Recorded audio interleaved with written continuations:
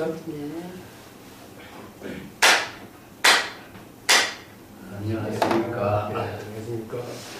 이번 주에는 교감록 제73칙에 마조문화의 서당과 백장 이 두 제자에 대한 마조선사의 평가거든요.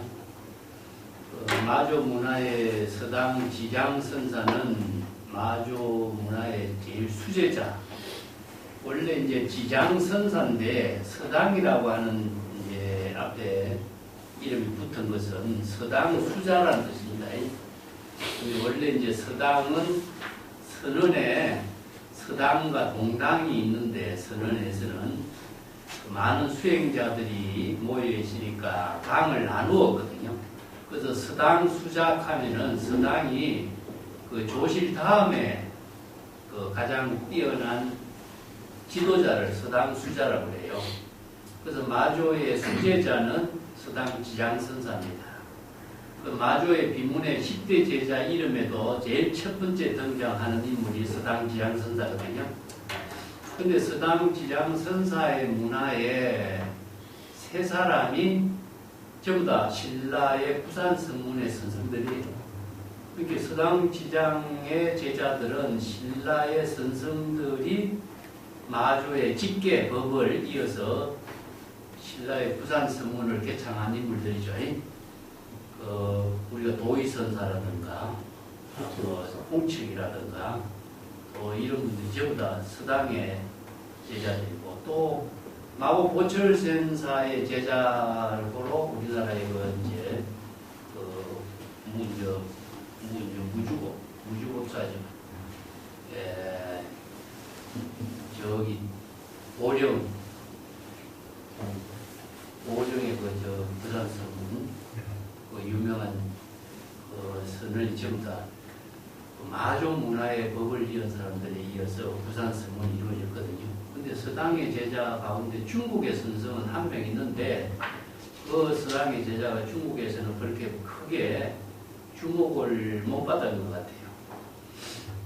사실 이제 백장이라는 인물은 우리가 자주 언급했었죠. 백장은 마조의 10대 제자의 비문에 이름도 등장하지 않았지만 백장의 문화의 위상과 항백이라는 위대한 제자들가 배출되고, 위양종, 임재종이 중국의 오가종풍의 독자성을 발휘하면서 서당 지장의 수제자보다도 백장선사가 더 마조의 수제자 역할을 하게 된 그런 시대적인 전등의 역사가 이루어집니다.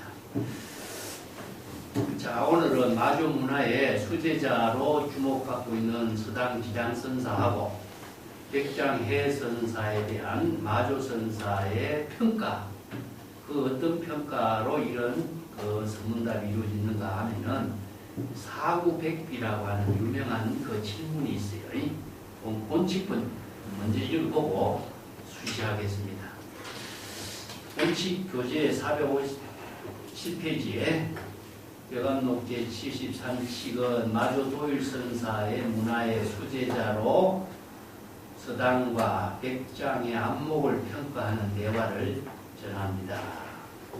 어떤 수행성이 마조 화상에게 질문을 했어요. 사구를 여의고 백비를 떠나서 화상께서 저에게 달마 조사가 서쪽에서 오신 뜻을 곧바로 지시해서 가르쳐 주십시오. 이런 이제 어려운 질문을 했죠. 사구백비라고 하는 말은 나중에 자세하게 설명을 할게요. 이게 사구백비는 불교에서 논리철학으로서 가장 중요하게 제시하고 있는 모든 문제점을 모두 다 벗어날 수 있도록 제시하고 있는 하나의 논리 법문입니다. 그래서 여기서 이제 사구백비를 간단하게 한다면 일체의 언서를 다 초월해서 이것저것 사양분별하는 모든 논리 체계를 모두 벗어나서 분리문자의 경지, 어느 도단의 경지, 이런 뜻이에요. 근데 이제 논리로 제시하고 있는 모든 사고 체제를 사구백비라고 인도의 논리차라고 이야기하고 있습니다. 자, 그때 마주화상이 난 오늘 피곤해서 그대에게 말할 수 없으니 지장에게 물어보라. 지장은 누구냐면은 서당 지장이에요. 이게 마주의 수제자로 서당의 수자, 서당에서 수행성들을 지도하고 있는 서당 지장에게 물어보게. 이렇게 몸을 빼버리죠. 자신이 말을 하면은 사후백비를 떠나서 달마대사가 중국에 온 뜻을 이야기해달라 그러니까 사후백비, 일체의 응구를 막고 달마대사가 온 뜻을 이야기한다는 것은 모순되잖아요. 그러니까 자기가 모순된 경지에서 응구로 설할 수 없는 경지니까 자신이 몸을 바꾸는 거죠. 그러니까 몸을 바꾸는 모습이 무엇이냐면은 그 질문은 나에게 하지 말고 서당 지장, 나의 수제자 서당 지장에게 질문을 해보게. 이렇게 몸을 자기는 바꾸고 비키면서 지장에게 이제 그 질문을 하도록 지시를 한 거죠. 그러게 그 수행성이 다시 지장선사에게 찾아가서 지장선사에게 똑같은 질문을 합니다. 백비를 떠나서 달마대사가 중국에 온 뜻이 무엇입니까? 똑같은 질문을 하니까 지장은 뭐라고 대답했냐면 왜 여기에 조실성으로 계시는 마조선사에게 질문하지 않고 나한테 질문하는 거야. 그러니까 그 수행성이 마조선사께서는 스님께 가서 질문하라고 해서 내가 스님께 질문합니다. 하니까 지장은 뭐라고 대답하냐면은 난 오늘 머리가 아파서 근데 이렇게 대답해 줄 수 없네. 자, 여기에서도 사구백비 입을 닫고 말을 하라니까 입을 닫고 말할 수 없잖아요. 그러니까 언전 불거 분리 문자 어느 도단의 경지에서 달마대사가 온 뜻을 이야기해 줄 수 없잖아요. 그러니까 서당지장은 난 오늘 머리가 아파서 근데 이렇게 말할 수 없으니까 백장 해선사한테 가서 질문해보게. 이렇게 자신이 또 몸을 비끼는 거예요. 마조가 몸을 비끼는 것처럼 서당도 몸을 비껴서 백장에게 물리는 거예요. 그러니까 그 수행성이 백장 해선사를 찾아가서 질문합니다. 사구백비를 떠나서 달마대사 가서 쪽에서 뜻이 무엇입니까? 하니까 그 수행성이 그 백장선사에게 질문하니까 백장선사는 그 일을 전혀 알지 못한다. 자기가 거기에서 여기에서 백장이 한 말이 원문으로서 그 밑에 보면은 저리 각불해요. 이렇게 절이라고 하는 지금 여기 자기 공분사 일에서 의식의 대상 경계로 그것을 말할 수 있는 경지가 아니다. 어느 언전 불겁이고 불림문자요 어느 도단의 세계를 입을 닫고 내가 어떻게 말할 수 있겠느냐 이거죠. 자, 그것은 뭐냐? 지금 여기 자기 공분사 일을 하는 경지에서 그것을 이렇쿵 저렇쿵 말로 한다는 것은 맞지 않는 소리다. 이런 표현이죠. 그렇게 이제 대답을 하니까 그 수행성이 이러한 이야기 전후 관계를 다 이제 다시 백장선사, 마조선사에게 다시 질문하는 거죠. 자, 지장선사는 머리가 아파서 대답을 못한다 하고 백장선사는 자기 본분사 일에서 모든 대상 경계를 분별하지 않는다고 말하고 이렇게 두 사람이 대답한 말을 마조화상에게 가서 그대로 대답하니까 마조화상이 평가를 내린 거예요. 지장의 머리는 이고 백장의 머리는 겁니다. 이게 마조의 유명한 일구 법문입니다. 근데 일구 법문이 여기서 이제 마조의 안목이 드러나고 또 마조의 안목뿐만 아니라 서당 지장하고 백장의 안목까지도 다 드러난 법문이에요. 그래서 선문답으로서 이 하나 마조의 두 제자를 평가하는 일구의 법문을 가지고 이 하측의 법문을 제시하고 있는데 이 하측의 법문이 너무나 유명해서 종용록에도 그대로 실려 있어요. 그래서 종용록에도 나중에 시간 나면 이야기하겠습니다만 전동경기선자가 이 개종을 할거예요. 전동경기선자의 개종도 아주 일어나요. 그래서 요거 벽암록의 설두에 개종하고 전동경지에 개종하고 이것을 우리가 대조해서 같이 두 분의 안목을 같이 공부할 수 있는 한 칙의 공안이기도 해요. 여기에서 사구백비라고 하는 말은요, 교재의 입장에 보면은 내가 조금 해놨습니다. 사구백비란 말이 주제거든요. 사구백비가 주제이기 때문에 이 사구백비를 알아야, 조금 알아야 이 원어 구본서자가 수십 원문도 우리가 이해를 좀 할 수가 있어요. 이건 이제 교재 458페이지 봅시다. 본칙 공안의 출처는 조당집에도 마조록, 전등록 여러 자료들이 한결같이 전하고 있습니다. 그런데 사구백비 어느 문자를 다 끊고 입을 닫고 달마가 온 서쪽에서 온 뜻을 설법해달라고 이야기하거든요. 입을 닫고서 어떻게 설법하겠어요? 그죠? 지난 시간 우리 공부했죠. 물통에 뚜껑을 닫고 물을 마실 수 없는 거잖아요. 그죠? 그와 똑같은 경지를 말해요. 그렇기 때문에 일체의 진여 일심의 지혜는 어느 문자로 설할 수 있는 경지요. 어느 문자가 초월된 경지다. 근데 어느 문자를 초월한 경지에서 달마대사가 온 일구의 법문을 제시하지 않는다면은 어떻게 달마대사가 중국의 일심의 법을 전한 뜻을 우리가 어떻게 공부하겠어요? 그죠? 이게 불교에서 이야기하고 있는 하나의 과제가 되죠. 선에서는 진여 일심의 지혜는 울림문자요, 어느 도단이요, 언전불급이요, 어느 문자로 접근할 수 없는 세계라고 해놓고 어떻게 달마가 일심의 법을 전했다라고 할 수 있느냐. 이 문제잖아요.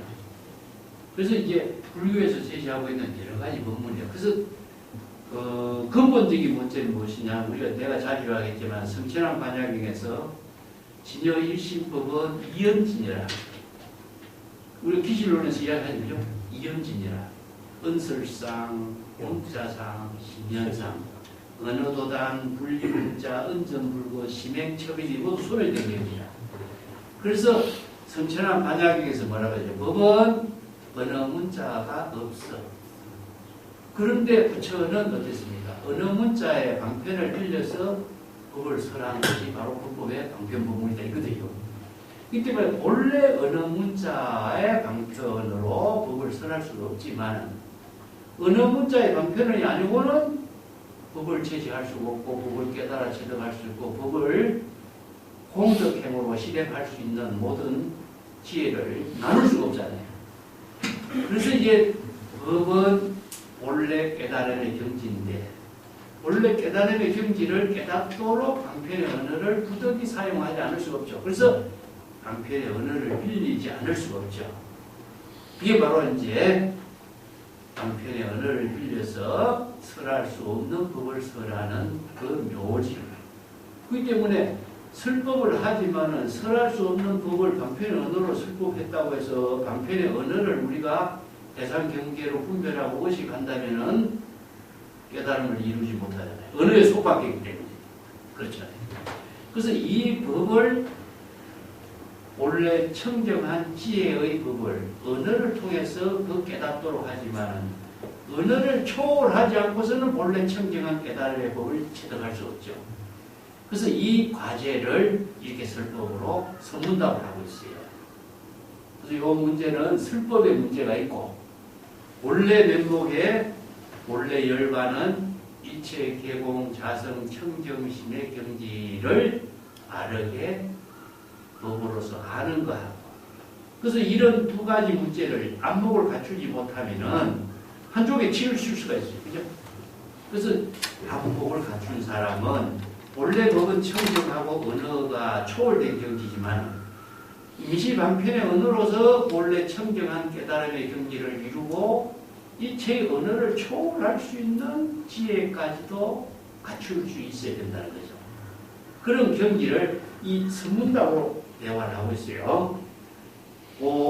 예를 들어서 458페이지 내가 써놨습니다. 이 무문관 오치의 향음선사가 입에 나무가지를 물고 발을 떼고 손은 놓고 입에 나무가지만 입에 달려있는 거죠. 그죠?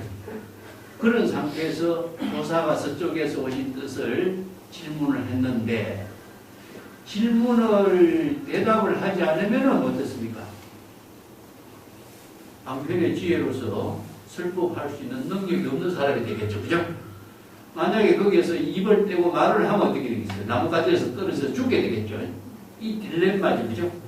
이와 같은 법문도 똑같은 구조예요. 이 법은 어느 문자를 초월하는 경지인데 어느 문자를 초월했다고 해서 어느 문자로 설하지 않는다면 이 법을 깨달아 체득할 사람 아무도 없잖아요.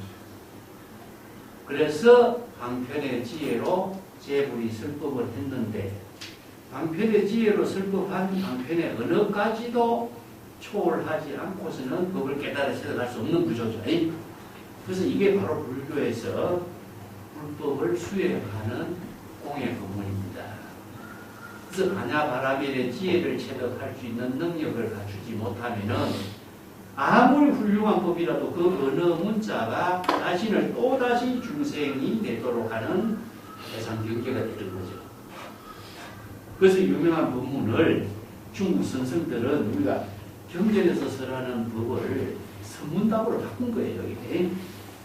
자, 그 밑에 458페이지 능가경에 자, 이 법문을 사구백지의 법문을 설하고 있고 뭐 여러 가지 대선 현론이라든가 논서에서 사구백비 그 삼론종에서 특히 반야의 지혜를 깨달아 체득하는 법문으로 일체의 언서를 제시했지만 일체의 언서를 초월할 수 있는 법문이 바로 반야의 지혜잖아요. 그래서 이 반야의 지혜를 체득하는 법문을 대성현론, 대지도론 이런 데서 설하고 있습니다. 자, 사구백비를 무슨 이해를 해야 되겠죠? 주제가 사구백비를 이해하지 못하면은 이 본칙에 들어가서 내용을 우리가 정확하게 파악할 수 없어요. 능가경에 자각성지의 정지는 일체법이 자신의 마음을 나타내는 것이다. 그런데 유무라고 하는 삭구라고 하는 것은 무엇이냐 하면은 밑에다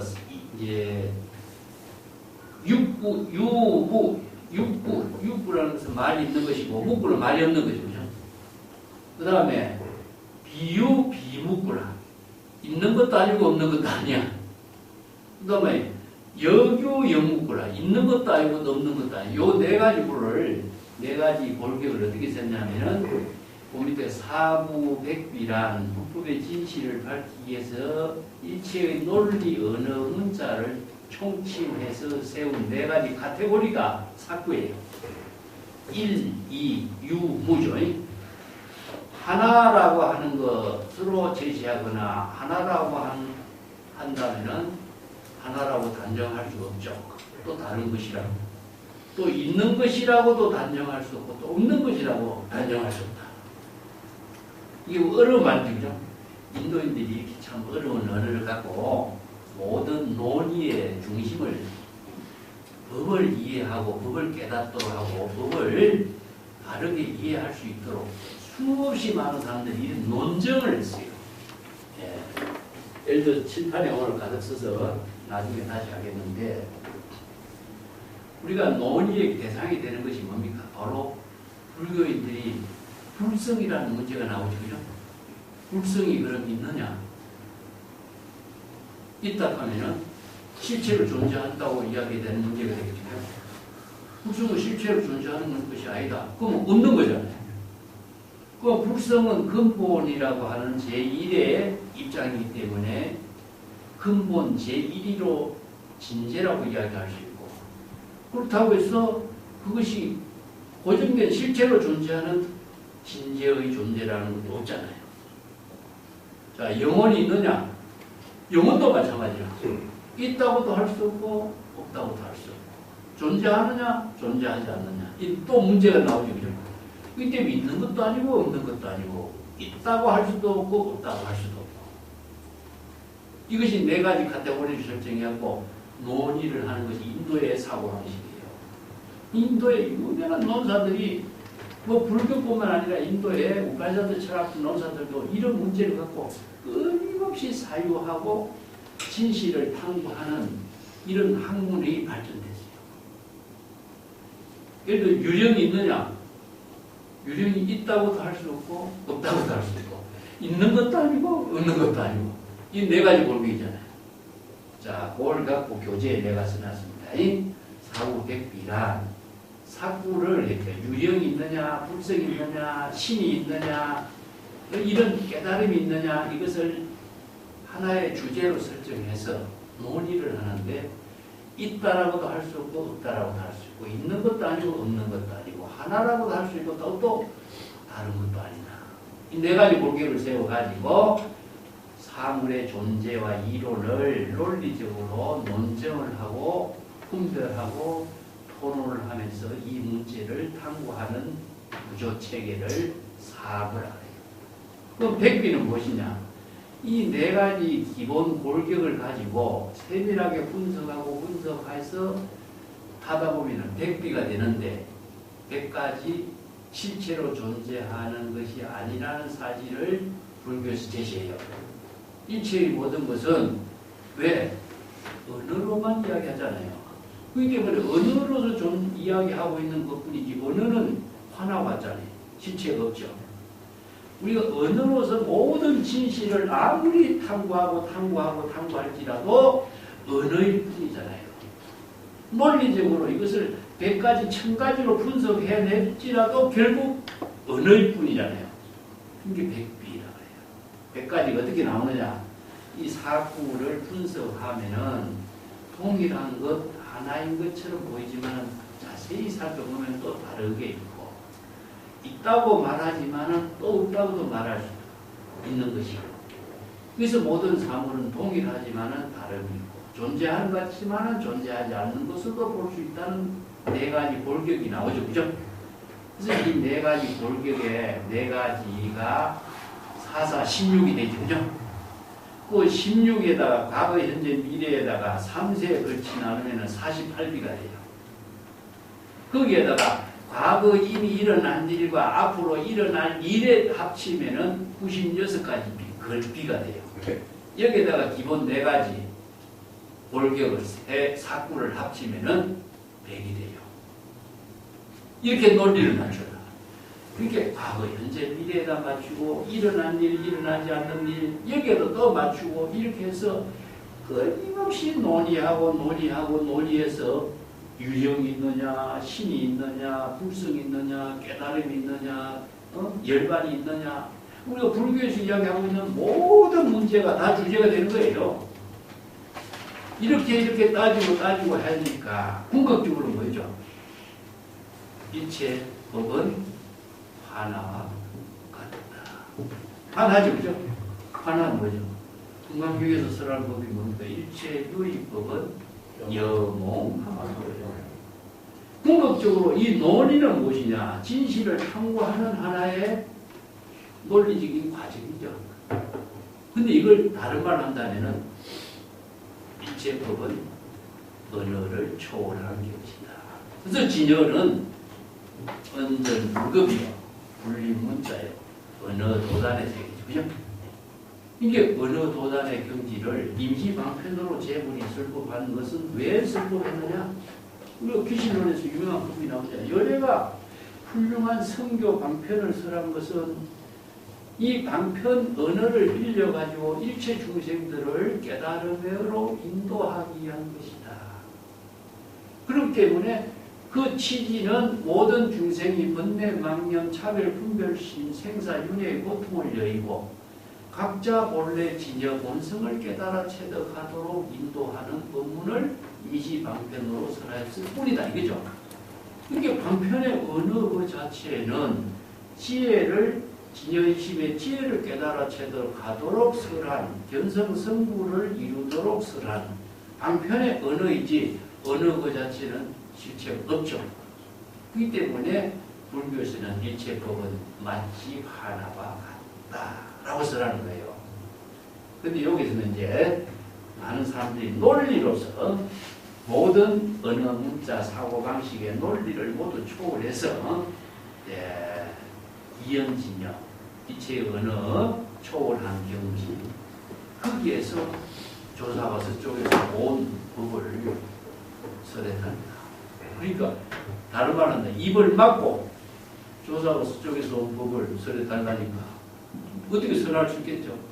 그러면 입을 열고 설법한다면 사후백비 위반 되겠죠. 그죠? 설법을 하긴 해야 되는데 입을 닫고 설법하라니까 설법할 수가 없잖아요. 자, 이것이 바로 무설통을 해.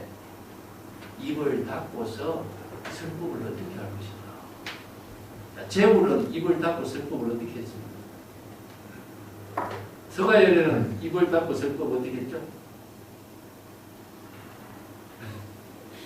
영암이소지, 영암이소. 그러니까 입을 닫고 설법, 은설의 방편을 설할 때는 중생들에게 거기에 맞춰서 수없이 다양한 방편 법문을 은설로 설했는데 입을 닫고 설법한 것은 뭐냐? 대건기, 최상승 건기의 사람들에게는 언어로 설법하지 않는 거예요. 그게 뭐냐? 이 법은 최상승자를 위한 설법이다. 건강기에서 나오죠. 그죠? 그래서 선은 무엇이냐? 이심전심으로 설법하는 거기 때문에 언설을 초월해.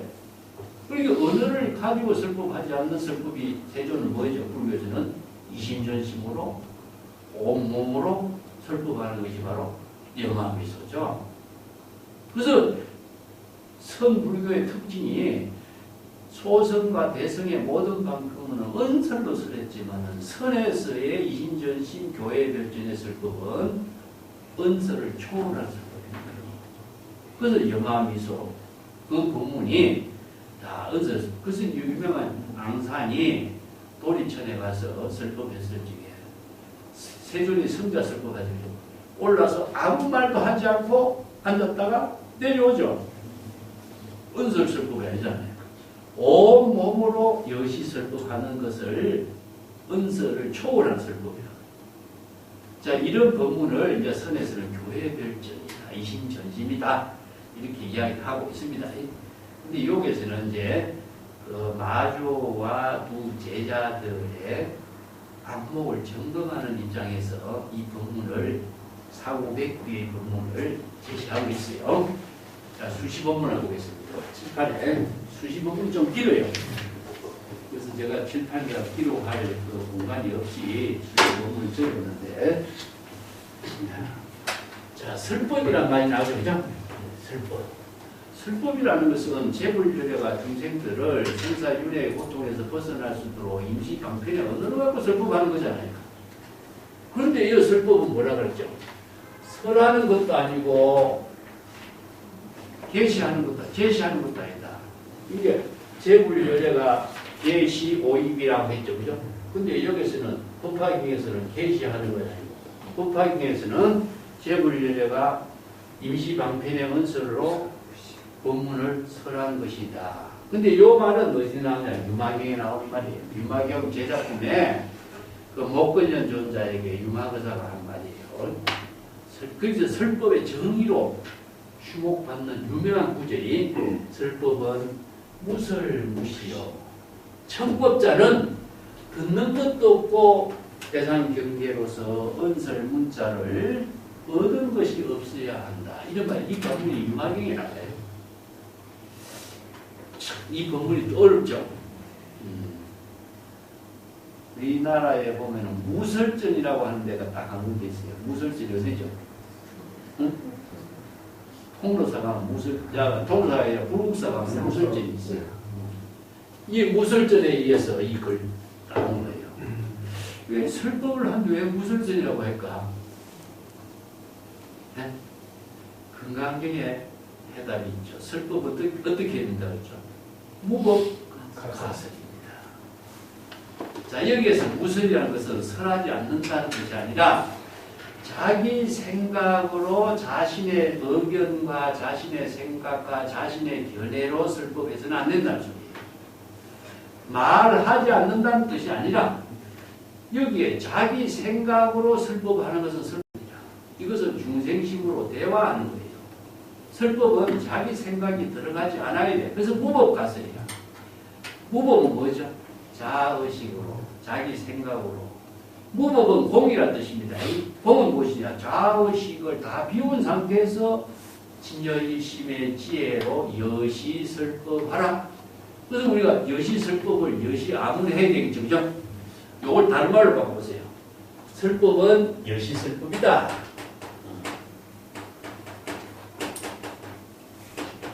여시설법은 무엇이냐? 진여일심의 지혜로 자의식이 없고 진여일심의 지혜로 제법 실상의 법을 여여하고 여실하게 계시하고 설법하는 거예요. 방편법문으로. 청법자는 어떻게 합니까? 법문을 듣는 사람은 여시아문이죠. 그죠? 여시아문인데 여도 여시가 들어가. 여시는 무엇이냐? 여도 자의식이 들어가면 안 돼. 여시는 진여일심이죠. 설법자도 진여일심으로 자의식이 없고 정법을 바르게 제시하고 바르게 설법을 방편법문으로 설하는 거예요. 말을 하지 않는다는 말이 아니라 자기 생각이 거기에 첨가돼서는 안 된다는 이야기예요. 이게 무설이란 말은. 그렇기 때문에 청법자들 역시 어느 문자를 대상 경계로 듣는 일도 없어야 되고 어느 문자를 지식으로서 얻는 일도 없어야 돼요. 그러면 청법자가 문이라고 하는 말의 의미가 뭐겠어요? 문. 다른 말을 한다면 문은 깨닫다라고 하는 말입니다. 그러니까 문성오도 들음과 동시에 깨달음이 함께 동시에 이루어져야 되는 거죠. 그죠? 무슨 논어에도 나오죠. 조문도 석사 가히 나오죠. 그죠? 아침에 도를 듣고 인데 아침에 도를 깨닫고 저녁에 죽어요. 듣고 죽는 거에 그게 무슨 의미가 있겠어? 도를 깨달으면 저녁에 죽어도 좋다, 여한이 없다 이런 말이죠. 그래서 문은 깨달음과 같은 의미예요. 그래서 문성오도라든가 반문문자성이라든가 문이라는 말을 우리가 많이 쓰죠. 문성오도 청법과 동시에 은하대오가 바로 문성오도예요. 은하대오가.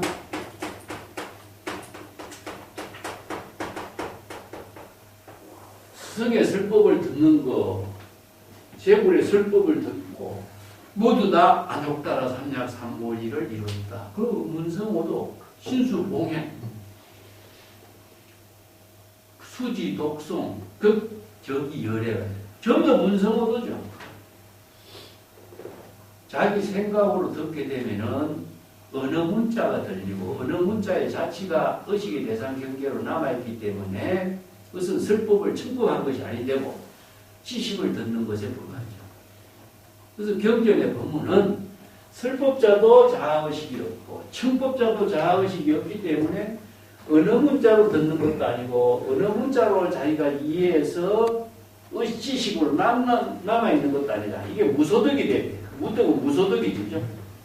어느 문자의 의식, 지식이 대상 경계로 남아있으면은 그래서 어느 문자에 속박된 것밖에 안 돼요. 아무리 훌륭한 법문이라도 어느 문자에 속박되면은 당나귀가 묶여있는 거나 마찬가지다 이 뜻입니다.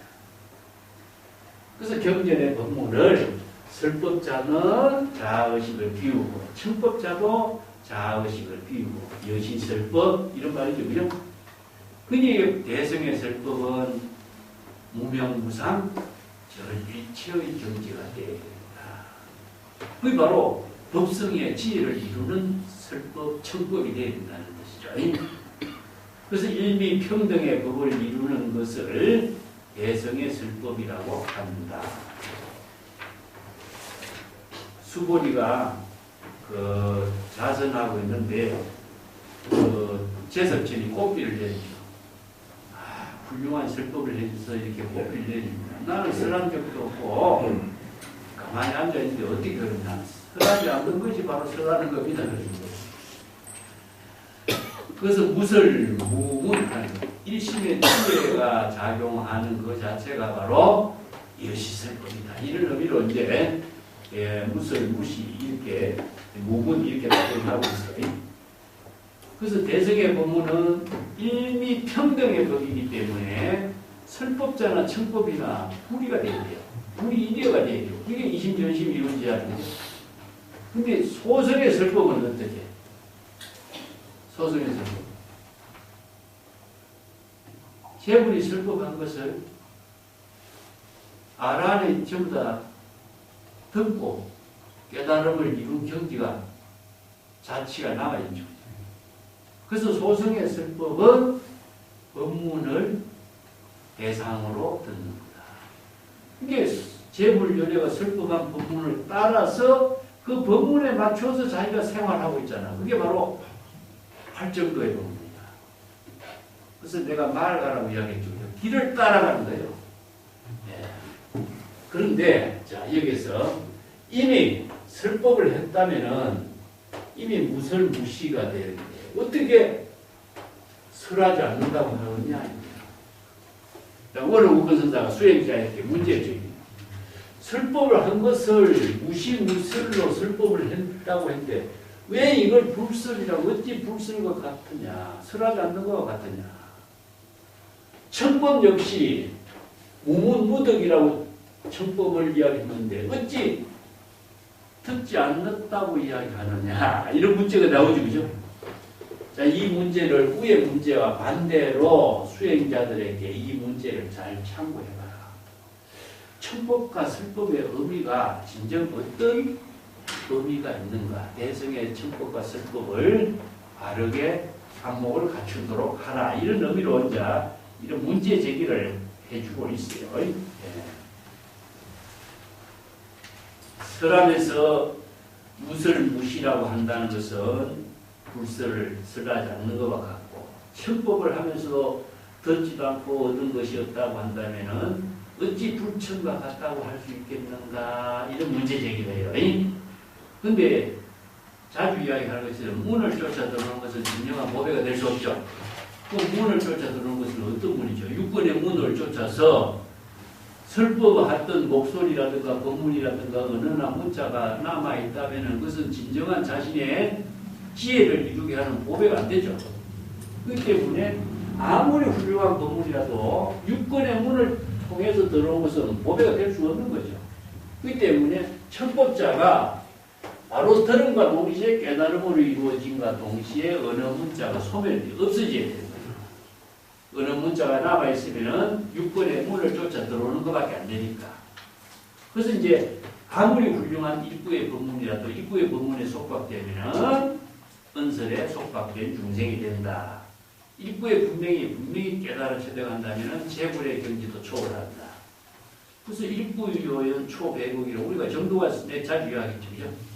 입구의 법문을 바로 깨달아 체득한다면 백천만억의 생사윤회의 고통을 모두 초월하고, 입구의 법문에 깨달으면 불조의 경지도 초월하고, 자신이 바로 재불연회와 같은 똑같은 경지를 이루기 때문에 이체의 부처나 조사도 대상 경계가 없어지는 거죠.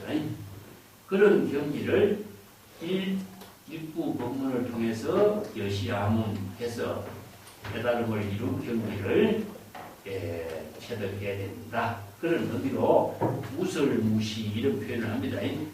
여기 중국선에서 무설토라고 하는데 혀가 없다 이 말이에요. 혀가 없다.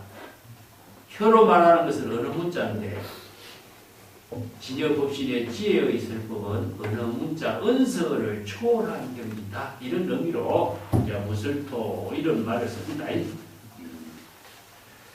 자, 그리고 세 번째 무설. 설법하는 것도 아니고 청법하는 것도 아닌데 각 교자자라는 것은 막 무설무시라든가 청법 무문이라든가 이것은 막 그런 대로 괜찮은 법문이라고 할 수 있다. 좀 부족하지만은 그런 대로 이렇게 설법하는 것을 우리가 어느 정도 이해할 수가 있다. 이런 의미죠. 그 약교자자는 말은 이런 의미가 있어요. 이게 반어적인 의미를 두고 있어요. 조금 부족하지만은 그런 대로 우리가 이해해 볼 수가 있다. 그런데 지금 수행자 여러분들 보라. 내가 지금 여러분들에게 수시 법문을 하고 있는데 어느 국권선사가 이야기하고 있어요. 수행자 지금 여기에서 내 법문을 듣는 사람들 이런 뜻입니다. 여기서 산성은 누구냐? 어느 국권선사예요. 어느 국권선사가 지금 여기에서 저리설 장마생 면덕차가라. 지금 여기에서 내가 설법하고 있는 이 법문을 자 어떻게 그녀들은 설법을 내상 경계로 듣는 경기를 초월해서 일심의 지혜로 깨달아 체득할 수 있는 능력을 어떻게 체득해야 될 것이냐. 여기에서 허물은 무엇이냐. 어느 문자를 대상 경계로 듣는 서물을 벗어나는 거죠. 역할을 말씀인데 어느 문자를 초월해서 여시 설법하고 여시 암을 해야 되잖아요. 그죠? 내가 지금 여기서 전이는 무엇이냐? 어느 문자를 여시 설법하는 거예요. 내가 지금 여러분들께 설법하는 것은 재불열의 설법처럼 자의식으로 대상경계로 중생심으로 자기 생각으로 설법하는 것이 아니다. 지금 여기 자기 법문사로서 설법하고 있는 그 법문을 그대들은 어느 문자로서 듣지 않고 이체의 모든 어느 문자로 듣는 대상 경계를 초월할 수 있는 경지를 어떻게 깨달아 체득하겠는가? 이거에 지금 문제를 던지고 있어요. 자, 이것은 무엇이냐? 어느 건선자가 제자들에게 던진 문제이지만은 본칙 공안을 공부하는 수행자 여러분 전부가 이 본칙 공안에서 제시하고 있는 사후백비를 초월해서 달마가서 쪽에서 오신 뜻이 무엇인가 이것을 설법을 어떻게 설하고 깨달아 체득해야 할 것인가 이 문제를 잘 참고해서 안목을 갖추는 수행자가 되도록 해야 됩니다. 이런 의미예요.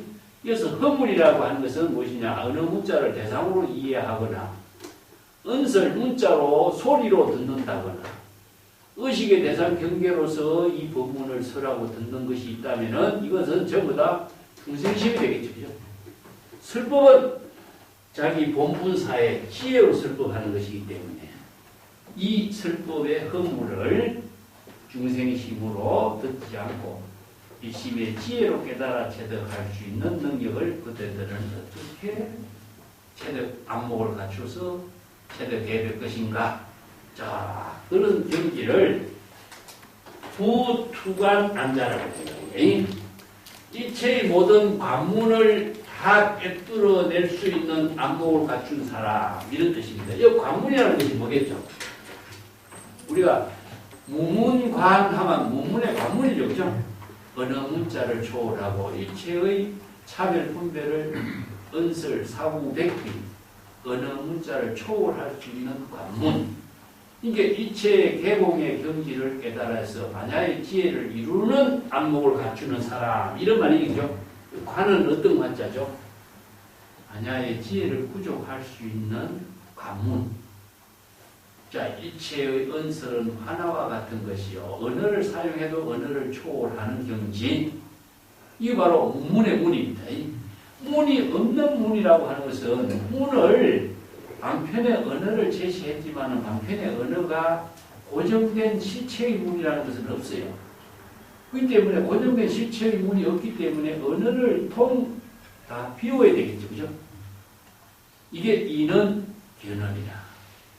자, 언어라고 하는 것은 마음의 깨달음을 전달하는 수단이죠. 마음의 깨달음을 체득하면 언어를 잊어야 된다. 그래서 노자에서도, 장자에서도 덕이 망을 해버려요. 뜻을 체득하면 언어를 잊으라 그랬지. 장자에서도 이야기한 것처럼 불교에서도 나오잖아요. 이체의 언어는 하나와 같은 것이기 때문에 언어 그 자체를 잊지 못하면 언어에 속박된 중생인데 그것이 뭐냐? 언어를 초월할 수 있는 안목 갖춘 사람이 문법의 투관자라. 그래서 불교에서 투관자라는 것이 뭐니까 일체 개공의 경지를 이루는 거죠. 네.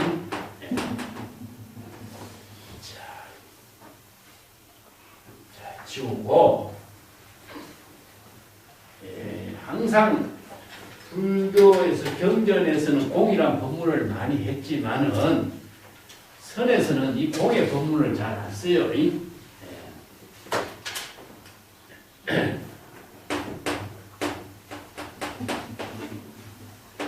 그 무문관 이런 말 쓰죠, 그죠?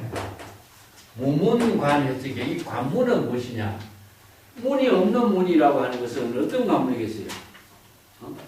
일체처가 학문이라는 뜻이죠. 이 때문에 우리가 공이라고 하는 것 자체는 법계의 안목을 부족하게 하는 언어인데 공의 내용은 뭐겠어요? 이 관문하고 공이라고 하는 것은 어느 문자입니다. 항상 이야기하지만 불교에서 공의 내용은 무엇이냐? 어느 문자를 비우는 겁니다. 왜? 어느 문자를 통해서 우리가 모든 의식의 작용이 이루어지기 때문에. 그래서 마음의 모든 작용은 뭐가 연결되어 있다 그랬죠? 언어입니다, 언어. 자, 모든 명칭은 사물의 명칭, 전부 다 언어로 이루어지잖아요. 이때 우리가 의식으로 작용하고 있는 내용 그 자체가 사실은 언어이기 때문에 언어를 통해서 의식의 작용을 이루지만은 지혜를 이룸과 동시에 언어를 비우지 않고서는 지혜가 깨달음의 지혜가 본분사로서 이루어지지 못해. 공덕행으로 이루어지지. 언어에 속박된 경지를 벗어나지 못한다면 중생심이 되겠죠. 그래서 불교에서는 진여일심의 지혜를 이루는 문을 무문, 안문이요. 그건 뭐겠어요? 언어를 비우는 거죠. 언어를 비울 때에 깨달음을 이루는 지혜를 체득한다. 내가 지금 지난번에 우리가 노자 이야기 내가 했죠. 도라고 하는 것은 우리가 깨달음의 세계라든가 뭐 불교에서 법이라든가 이야기했는데 도를 아무리 도라고 해도 도라고 하는 실체로 존재하는 도는 없어요. 임시방편의 언어로 도를 말했을 뿐이기 때문에. 도라고 하는 말하는 명도 역시 실체로 존재하는 말 존재하지 않아요. 그것도 어느 문자 방편으로 제시한 것 뿐이거든요. 이 때문에 아무리 진리라든가 깨달음이라든가 도라든가 아까 이야기했던 문자 우리가 아는 주제가 뭡니까? 신이라든가 도라든가 아니면 부처라든가 깨달음이라든가 이런 언어들을 전부 다 우리는 어떻게 이해하고 있습니까? 언어로 이해하고 있잖아요. 어느 그 신이라는 글자 속에 신이 존재하느냐? 내가 다른 말은 뭐 사막의 사진 속에 사막이 존재하지 않거든요. 그와 마찬가지로 많은 사람들이 도라, 신이라든가 부처라든가 깨달음이라는 이 언어 그 것 자체를 언어로서 마음으로 이해하면서 여기에 실체가 있는 것이 그냥 많은 사람들이 착각하고 있는 거거든요. 이게 바로 중생은 언어에 의해서 전도, 몽상, 착각, 사량, 분별하고 있어요. 그래서 언어의 그 본질을 자기 생각대로 이야기하고 자기 생각대로 말하는 것은 뭐냐. 이게 중생이 가만과 교만과 착각이다. 그래서 재불은 이 부처나 도나 깨달음을 이야기해도 이 언어를 하나와 같다. 이렇게 언어를 비우는 거죠. 그렇지 않으면은 진정한 깨달음은 부처의 지혜는 이루어지지 않는 거다. 그래서 사람들이 착각하고 있는 거예요. 부처라고 하는 언어 속에 부처가 있다고 착각하는 거예요. 부처라고 하는 지혜에 작용하는 그 자체가 부처라는 사실을 착각 모르고 있는 거죠. 그죠? 그래서 이런 법문을 써하고 있습니다. 그것은 무실무시라든가 무문이라든가 첨법하고 얻은 것도 없어요. 이것이 얻은 것이 있으면 대상경계의 언설 문자에 집착하고 있는 것을 말해. 요 유마경의 유명한 법문을 이제 설법으로 이야기하고 있는데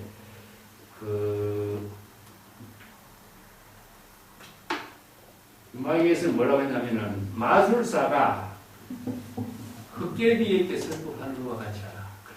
대상 경계. 이게 재물이 설법을 했을 때 49년 동안 설법을 했는데 한 글자도 설하지 않았다 하는 이유는 설법을 했어. 한시도 설법 안 한 적이 없어. 그렇지만 설법하는 자신의 자아의식도 없고 설법하는 대상 경계가 없기 때문에 실체로 존재하는 것은 하나도 없어. 그래서 대상 경계로 존재하는 것이 있으면은 들은 것도 있고 설법하는 말도 있는데 대상 경계가 없어지니까 설법하는 사람도 설법한 것이 없고 들은 사람도 들은 설법한 말이 없어. 왜냐? 시절 인연의 일로 다 끝나는 거예요. 그래서 이걸 공이라고 하는 말은 하나와 같다 하는 것 자체, 공이라고 하는 것은 몰종적이다. 몰종. 자체는 흔적을 남기지 않아. 몰종적의 비율은 뭐죠? 하나이죠. 허공의 꽃이라든가 이것이 우리가 사람들이 실체가 있는 것으로 착각하지만 실체가 없는 거죠. 잠시 착각할 수 있지만 실체가 없는 거잖아요. 언어도 마찬가지야. 언어라고 하는 것은 전부 다 시절 인연의 자기 일을 하는 하나의 도구일 뿐이지 실체로 존재하는 것은 아니다. 근데 많은 사람들이 언어 그 가운데, 언어로 이야기하고 있는 그 가운데에 있는 것으로 신이나 부처나 깨달음이 있는 것으로 착각하거든요. 그래서 많은 사람들이 전도, 몽상, 착각 속에 있다. 그래서 헛개비가 마술사가 헛개비에게 설법하는 것처럼 설법을 해야 된다. 이렇게 이야기하는 거죠. 그것이 진정한 재물열의 설법은 대상 경계를 초월한 경지다. 이게 우리가 경전에서 불교에서 뭐 공의 법문을 수십 번 이야기해도 공의 내용이 뭐 다른 것이 있는 것이냐면 착각하고 있어요. 공의 실천의 내용은 또 뭐라고 할지 내가? 네? 자, 공의 구체적인 실체의 내용입니다. 자, 우리의 마음속에 언어가 있는데 언어를 비운다 하는 구체적인 실천을 마음을 비운다, 망념을 비운다, 이런 비운다 할 적에 비울 수가 있습니다. 그렇다면은 비운다라고 하는 내용은 구체적으로 뭐예요? 네? 일체 유심조지. 그래서 유심으로 일체 법은 오직 마음으로 바꾸는 거예요. 중생심을 불심으로 바꾸는 거죠. 이게 유심이라. 마음으로 창조한다라고 하는 것은 중생의 마음을 불심으로 변화시킨다는 뜻이지. 그래서 일체 유심조의 구체적인 방법이 뭐겠냐? 바로 초발심입니다. 발심 수행함으로 해서 망념은 소멸되고 정각, 기여, 본심을 회복하게 되겠죠. 이게 바로 일체 유심조 본문이 초발심식 변성 정각이란 말입니다. 그걸 일체 유심조를 다른 말을 한다면 어떻게? 일체 종심지라고 또 그랬죠, 그죠? 일체의 모든 법은 마음을 전환시킨다. 이 전이라고 하는 말이에요. 마음을, 중생의 마음을 본래의 마음 불심으로 바꾸는 거예요. 이 바꾸는 것이 뭐냐? 일체 유심조고, 바꾸는 구체적인 수행이 뭐냐? 초발심, 정각, 발본심인 거예요. 이게 바로 공의 구체적인 실천법을 반야경에서 반야의 지혜를 이루는 법문을 설했지만은 공의 구체적인 실천은 무엇이냐? 유심으로 반야 화엄에서 이 법문을 제시했다. 내가 이야기했죠, 그죠? 그래서 유심의 법문이 뭐 피운다, 없앤다 이것이 공이 아닙니다. 피울 수도 없고 마음을 닦을 수도 없고 마음을 어떻게 피울 수가 있어요? 비우는 것이 아니라 바꾸는 겁니다.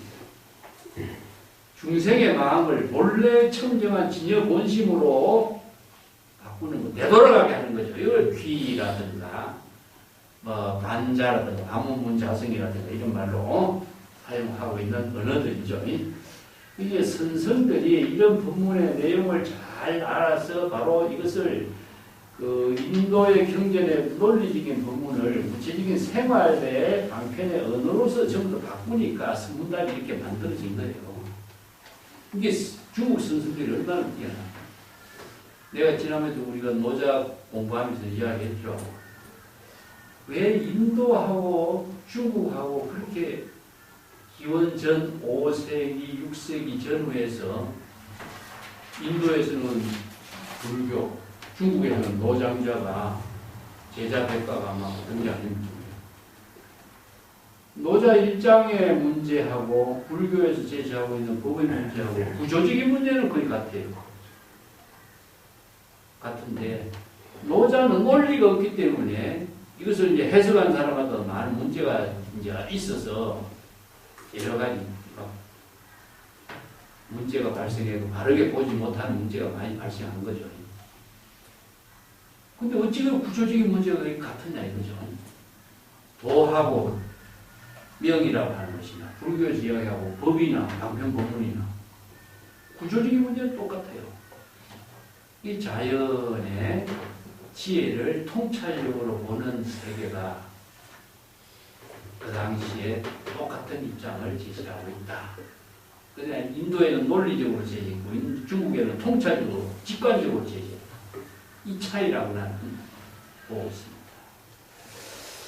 자, 이제 그래서 이제 인도의 불교의 논리를 갖고 중국 선생들은 이걸 중국적인 사고의 직관력하고 구상성을 가미를 해서 선문답이라고 하는 새로운 중국인들에게 맞는 불법 수행 체계를 정리한 것이 바로 선사상이다. 이렇게 우리가 정리해 볼 수가 있습니다. 자, 설법의 문제는 참 할 말들이 많은데 또 수시로 해보고 원칙 공안에 한번 넘어갑시다. 교재 459페이지입니다. 네. 사고백비 아까 이야기했죠, 그죠? 예, 인도인들이 논리가 아주 뛰어나요. 인명 논리도 뛰어나고 불교의 논리가 전부 다 인도의 법의 체계를 통해서 이루어졌어요. 이 법이라는 글자가 하나의 논리로 이루어진 언어라는 것입니다. 그래서 이제 불교에서 법이라는 글자를 이해하기가 얼마나 어려워, 사실은. 예. 이 법은 평등하여 무유고하다. 금강경에서 나오죠, 그죠? 예.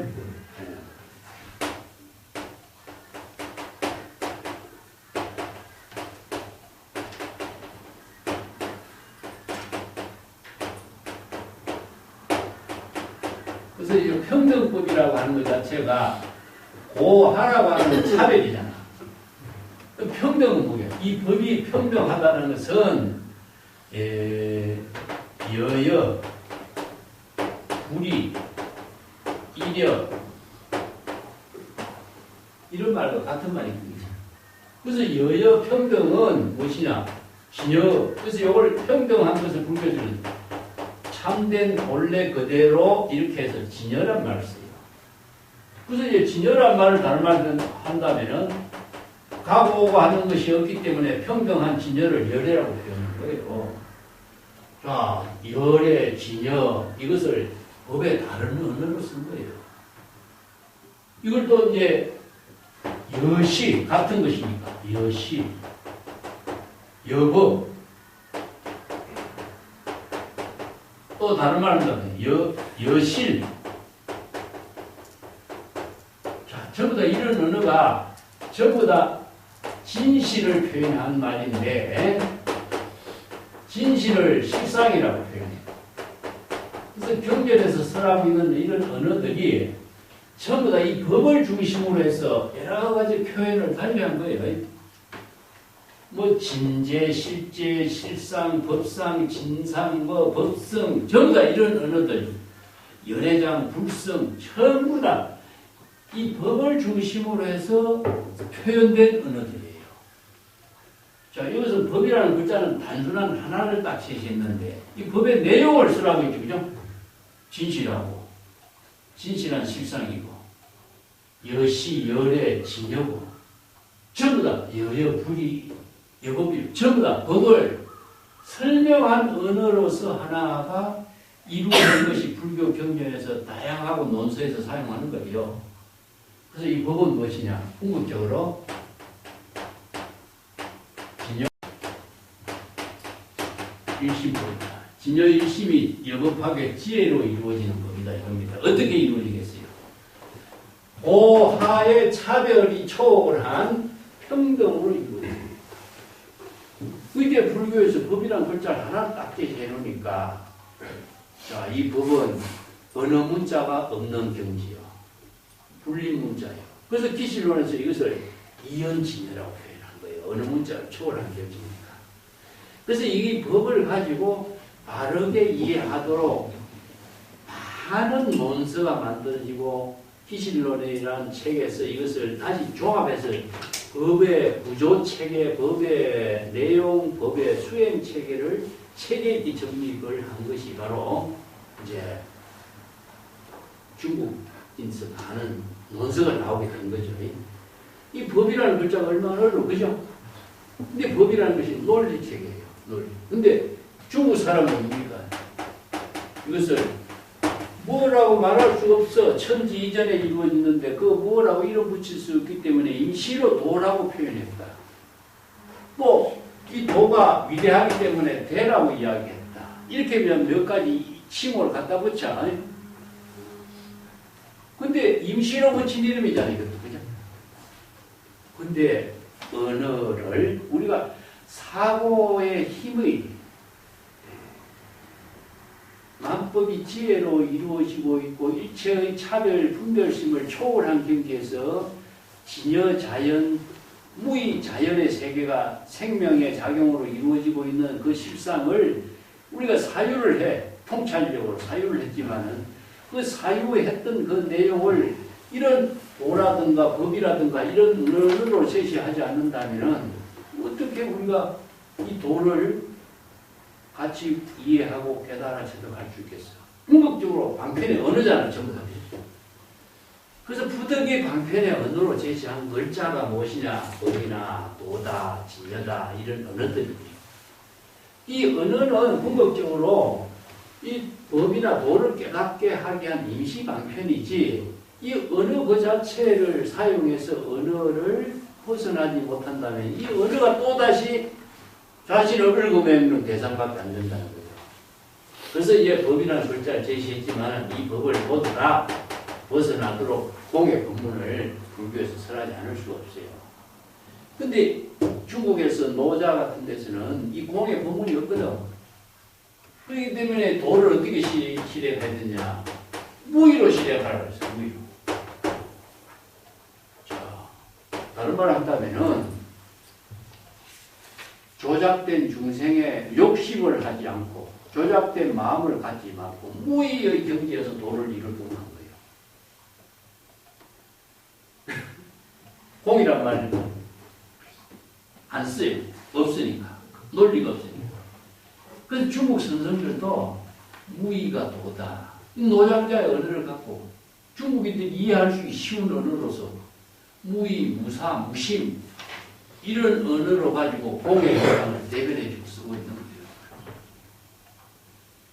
무심의 경지에 무심이 도다. 무의의 경지가 되더라. 뭐 욕심을 일으키지 마라. 전부 다 이런 언어들이 뭐겠어요? 바로 중생심으로 삿된 자아의식을 갖지 마라. 이런 뜻이에요. 이게 뭐냐? 높고 낮음이라든가 선과 악이라든가 이게 뭐냐? 자기 생각으로 판단하고 있는 세계잖아. 그런 자기 생각으로 인식하고 판단하고 있는 설법을 하지 마라. 이게 바로 무설, 무시. 그래서 이런 언어들을 우리가 정확하게 이해하지 않고 법의 체계를 가지고 사유를 하지 않으면은 우리가 불법 공부는 본질은 벗어나고 언어만 갖고 자꾸 이렇게 언어 속에 우리가 속박돼서 언어에 헤매게 되는 문제가. 그래서 이 사후백비라고 하는 말을 중국 사람들이 일체 언어를 초월하고 논의를 초월하고 사량분별을 초월해서 달마와 전한 일심의 법의 본질이 무엇인가를 제시하라. 이리 법문으로 이 문제를 던진 거예요. 야, 그래서 여기에서 백비란 말은 내가 아까 설명했죠, 그죠? 예, 여러 가지 인도의 논리적인 사고 체계의 논의의 기본이 되는 골격 네 가지를 일리, 유무, 이 골격을 세워놓고 이 골격을 가지고 끊임없이 사유하면서 논정해 나가는 논법의 하나의 카테고리라고 할 수 있어요. 우리가 그 인도의 논리가 가장 세계적인 논리로서 가장 깊은 논리 체계를 제시하고 있다라고 하는 것도 인도인들이 이런 논리적인 사고가 옛날부터 뛰어났기 때문에 그렇습니다. 그래서 불교의 인명 논리가 오지작법이라 5개의 골격을 세워요. 보통 서양의 논리는 삼지작법, 3단 논리로만 이야기해요. 인도에서는 5가지 논리 구조 체계를 갖고 논정을 해나가는 거예요. 그래서 이제 논리학을 우리가 처음에 볼 적에 너무나 복잡하기 때문에 우리 논리적인 사고가 약한 사람들은 공부하기 어려워요. 공이라고 하는 부분도 우리가 건강계에서 적비의 논리가 나오잖아요. 그죠? 반야바라밀은 적비 반야바라밀, 심형 반야바라밀. 이 구조를 이해하기가 어려운 거예요. 이게 3단으로 이야기하는 사람이죠. 반야바라밀은 긍정이잖아. 반야바라밀 적비, 적 반야바라밀이 아니다. 그렇기 때문에 반야바라밀이다. 이러잖아요. 반야바라밀이라고 하는 말을 방편으로 제시했지만은 이것은 적비, 이것은 임시 방편이기 때문에 실체로 존재하는 반야바라밀은 아니다. 반야바라밀이라는 언어를 비웠을 때 진정한 반야바라밀이 된다는 소리 아니야. 보살도 마찬가지예요. 보살, 적비, 가소할, 적비, 심형, 보살. 전부 다 건강경에서 이야기하는 3단 논리로서 방편의 언어를 제시했지만 실체로 존재하지 않고 언어를 비웠을 때에 진정한 반야의 지혜를 이룬다는 부분입니다. 그래서 이런 논정의 법문이 인도적인 사고의 논리입니다. 그 논리도 마찬가지로 여기에 사후 백비를 초월한 경지, 이체 공의 경지를 이룬 것이 중도실상이라고 해요. 자, 여기서 이제 공을 다른 말로 했을 적에 중도실상이라고 해요. 아까 내가 실상이라는 말 썼죠? 네? 그걸 중도실상이라고 하죠. 중도실상이라고.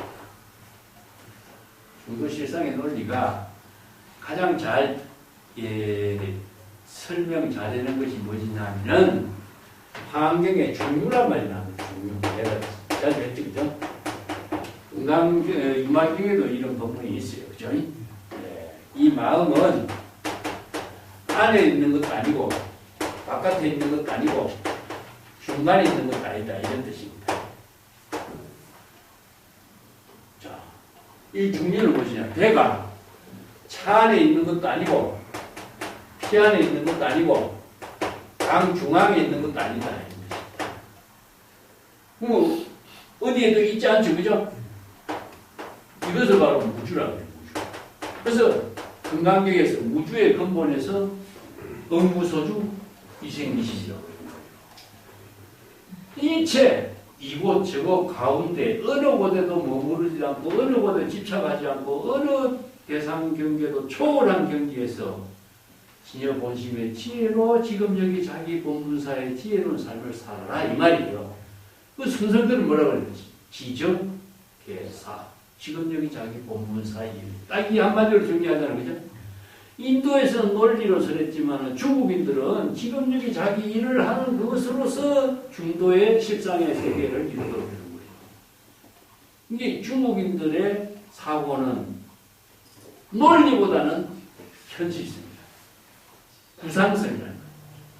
구체적인 자신의 생활하는 그 가운데서 지혜로운 삶을 이루도록 하는 법을 현실 속에서 실행하도록 했고, 인도인들은 논리적인 사고체계로서 불교의 법이나 공의 법문이나 불법의 진실을 설한 것이 틀려요.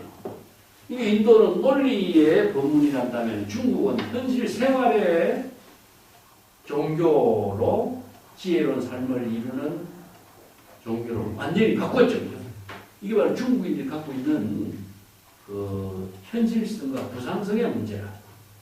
이 때문에 종교가 민족의 어떤 정신과 사상과 문화 속에서 새로운 황골탈퇴하는 거예요, 이게. 그렇기 때문에 계율의 문제가 이 문제 될 게 없어요, 중국에서는. 계율이 종교 그 자체가 아니잖아요. 그렇기 때문에 인도에서 계율 문제가 중국에 왔지만은 계율 문제를 중심으로 하는 것이 아니라 지혜로운 삶의 문제를 중심으로 두기 때문에 대소선 계율의 문제를 박약절충, 중요한 것은 골라서 취사 선택하고 좋은 쪽으로 실천할 수 있는 방향으로 제시했다. 이게 청규를 만들어요. 이 청규는 뭐냐? 노동의 생활법이잖아요. 계율 때문에 노동의 지금 지혜로운 생활하는 것을 방해할 필요는 없는 거잖아요. 그래서 본질적인 문제가 어디냐 이거요. 어느 문자에 설법한 계율 어느 문자에 있느냐? 지금 여기 지혜로운 삶을 창조하는 데 있느냐? 어디에 있겠어요? 이게 중국인들이 그게 부상성이라 현실성이라는 거예요. 이런 점들이 외국에서 전례받은 불교를 중국인들의 생활 풍토에 맞춰서 새롭게 개혁화시킨 거죠. 이게 이제 선불교 그래서 종교 개혁이다 이런 말을 쓰는 거죠. 그래서 이 논리는 인도의 논리를 중국인들이 수용하면서 일체의 어느 문자를 초월해서 달마가 중국에 온 뜻이 무엇인가 이것을 어떻게 설법해 주시겠습니까? 이걸 문제로 제시해 주고 있다. 이게 핵심이에요. 핵심. 사부백비라고 하는 것은 우리가 지식으로 이해할 정도로만 이해해도 됩니다. 중론에서 팔불중도라고 하는 이런 논리를 제시하고 있는 것도 마찬가지입니다. 이체의 모든 차별 대상 경계를 초월한 경계가 바로 팔불중도. 이 중류와 마찬가지입니다. 중도는 중류와 마찬가지예요. 중독하면 이해하기 어렵죠. 그죠? 그럼 중육하면 뭐죠? 바로 배가 어디에도 머물지 않고 있는 거죠. 그럼 어디에? 강 가운데서 지금 배가 지금 여기 자기 일을 하고 있는 그 상황이 중도예요. 중도. 이게 우리들도 마찬가지라. 무소주 이생기신 하면 어려워. 이게 지금 여기 자기 일을 한다 하면 그것이 쉽죠. 어려운 일이 하나도 없잖아. 그러니까 지금 여기 자기 본분사 일을 일심의 지혜로 하는 것, 이거라고 한다면은 이게 바로 중도가 되는 거예요. 논리로서 하는 것을 생활로서 해버리죠. 중국의 선어록이 이런 형태로 이제 선문답이 이루어져 있습니다. 자, 여기에서 문제의 초점이 이제 어떤 수행성이 마조 화상에게 일체의 어느 문자를 초월한 논의를 벗어나서 달마대사가 중국에 온 뜻이 무엇입니까? 여하시 조사설의 이런 뜻이죠. 그죠? 달마대사가 중국에 온 뜻이 무엇이죠? 이거 우리가 뜰 앞에 잣나무다 이런 말 했고 많이 공부했죠.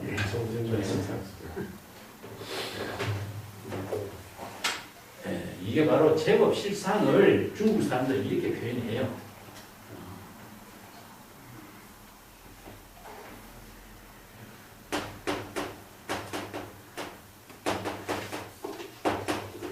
제법 실상을 내가 중도라고 그랬죠. 중도는 무엇이냐? 지금 여기 자기 인사다.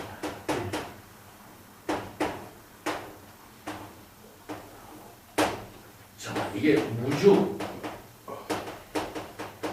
무상 금강경에서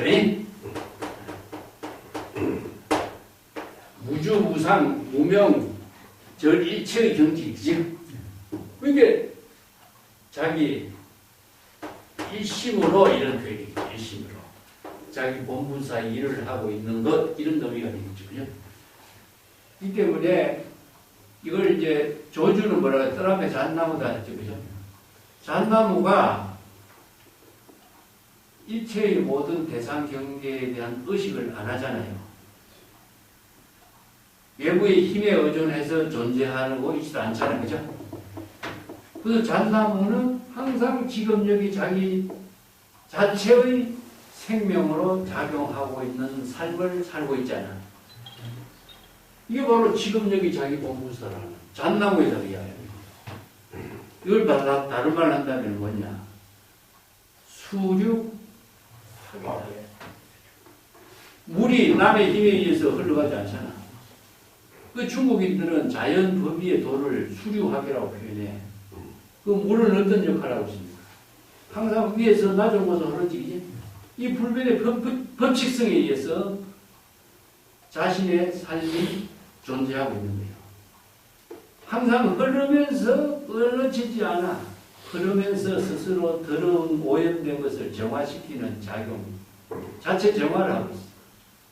이렇게 항상 청정한 본분을 유지하는 자정 능력을 갖고 있다. 만물에게 뭡니까? 생명의 에너지를 제공해서 만물이 다 생명 활동을 할 수 있도록 자신도 청정하게 하고 만물에게도 청정한 에너지를 제공해서 생명의 에너지를 공덕으로 해양해. 삼구벌이 화와 중생이 이루어지잖아. 자, 이게 자연의 모든 법이 자체적으로 생명 활동하고 있는 것 자체가 불교에서 이야기할 때 법이 뭐야? 삼구벌이 화와 중생으로 다 이루어지고 있어요. 이게 바로 자기 본무사의 작용 속에 다 이루어지고 있는 거다. 바로 이게 바로 불교에서 이야기하는 법이고 중도다. 경전에서는 이렇게 논리적으로 이야기했지만은 중국인들은 구체적인 일상 생활의 만물 그 자체가 바로 다 돌아. 그 유명한 이고라고 하는 사람 약산 유언서자 찾아가잖아요. 도가 무엇입니까? 질문하니까 한 손을 하늘을 가리키고 한 손은 땅을 가리키면서 뭐라고 대답해? 운제천천 수제백이다.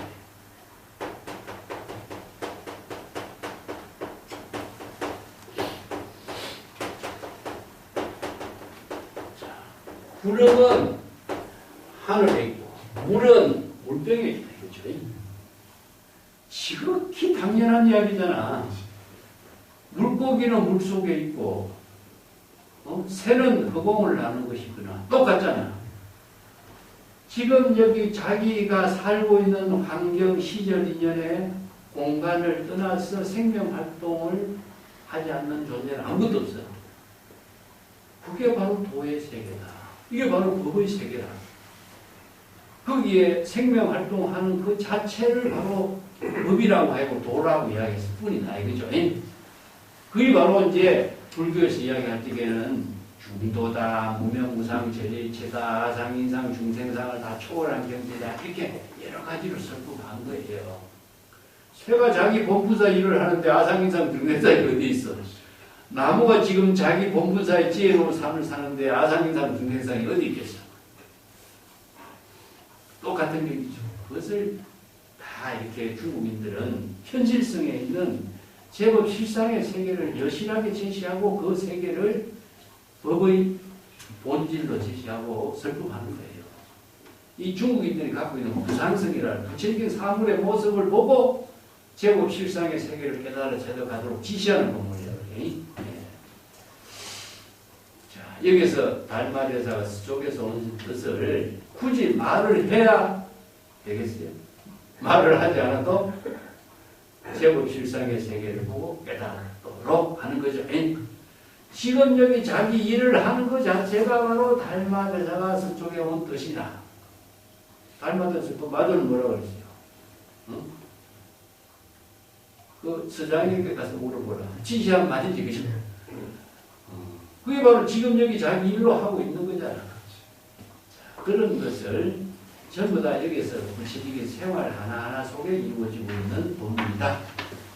자, 요게 이제 여하시 조사 설례라고 하는 질문이 중국 선의 역사에서는 종경록에 전하는 남학해양선사하고 한전선사가 숭산해양국사를 찾아가서 질문하는 것이 최초라고 그래요. 숭산해양국사는 120몇 살까지 살았다고 그래. 노안이라고 해요. 노안국사라고 하는데 신수선사가 100살까지 살았거든. 그래서 신수선사하고 노안국사를 척천부가 초청을 해요. 그게 그 당시에 유명한 고성을 척천부가 다 초청을 해요. 궁중에. 그래서 이제 내도장이라서 궁중 안에다가 법당을 만들어. 이게 이제 내도장이에요.